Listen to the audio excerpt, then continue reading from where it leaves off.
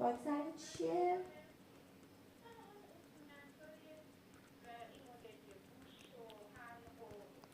به اینجا من رفتم واسه واکسن سیروان.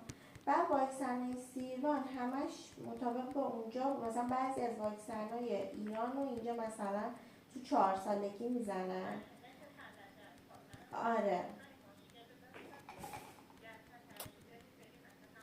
آره منم با واکسن ایران، مثلا واکسن 7 سالگی اینجا که اجبار بود زدنش، که رفتم سیروان بزنم، سیروان تو نوزادی زده بود که دیگه نباید بزنه.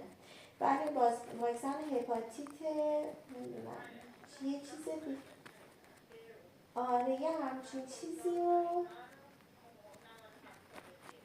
آره من اینا رو داشت سیروان دیگه، مثلا گفت اینا رو دیگه نمیخواد بزنی. نه اینجا یه واکسن هپاتیت داشت